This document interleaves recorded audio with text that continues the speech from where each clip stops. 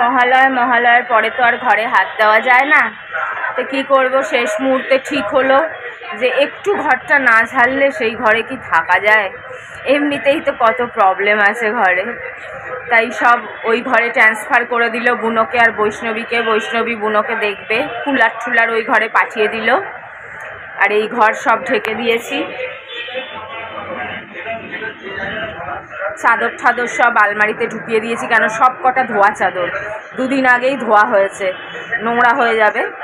অন্তত এই ঘরটা, যেহেতু এই ঘরটাতেই সব মেন ঘর, এটা এই ঘরেই ঠাকুর, এই ঘরেই খাওয়া দাওয়া, এই ঘরেই শোয়া বসা, অ্যাটলিস্ট এই ঘরটা করি। ওই দুটো নয় দেখা যাবে পরে, আবার দেওয়ালির আগে পরিষ্কার করে মানুষ, দেওয়ালির আগে নালে কালী পুজোর আগে পরিষ্কার করব, একটা করি। আর হেমান যা করলো, কদিন আগেও বলল যে 4000 দিয়েছে, 15 থেকে 4 দিলে আর 11 হয়, 11 দিয়ে দেবো। এখন শেষ সময় পাল্টি, এটা কি ঠিক করলো? সত্যি কথাটা আগে বলা উচিত, মিথ্যে কথা নয়। কেউ তো আর গলা টিপে নেবে না, জোর করেও কিছু পাওয়া যায় না। মিথ্যে কথা বলার কি দরকার ছিল? যেই তুই কিছু পেলি না অমনি পাল্টি, বাচ্চাগুলোর কথা ভাবলি না। এই ভাইটাকে নিয়ে বয়, ওই যে কুলার চলছে, কুলারের হাওয়া খাচ্ছে, আর দেখো না কেরম করে বসে আছে।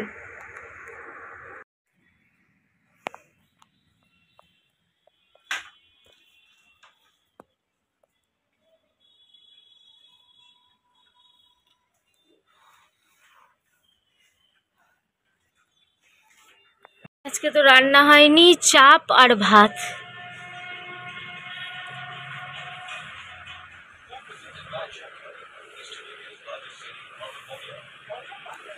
দেখছি এবার আর অঙ্কিতাকে হাতে টাকা দেওয়া যাবে না, কেন রাজিটা করলো, তাতে আর অঙ্কিতাকে হাতে টাকা দেওয়া যাবে না। একটা জামাই কিনে দিই, করবো বলো, গরিব মা আমি, ওরও অবস্থা খারাপ, কিন্তু কি করব।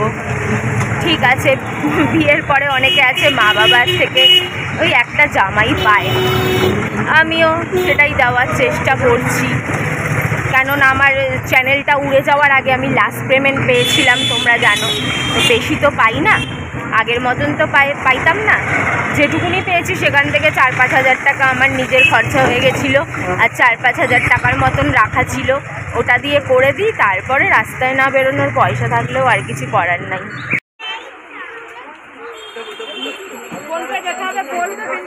আমার মেয়েটা কোন ছিল হয়ে গেল,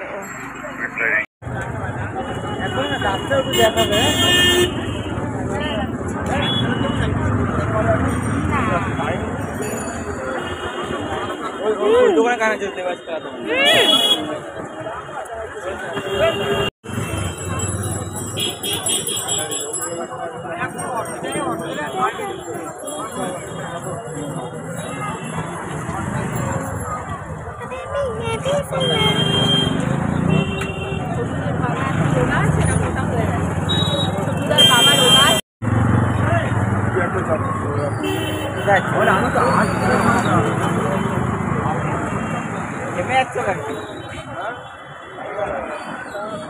$2200 টাকা, 2200 টাকা নিয়ে বেরিয়েছিলাম, 700 টাকা আছে। টাকার কি অবস্থা বলো? বাগুইহাটি যাবে? টাকা মাটি, মাটি টাকা, ঠিকই বলেছে, টাকার কোনো দাম নেই। 2200 টাকা নিয়ে বেরোলাম, 700 টাকা পড়ে আছে, কোথা দিয়ে উড়ে চলে গেল ভগবানই জানে। অঙ্কিতার জন্য নিচ্ছি।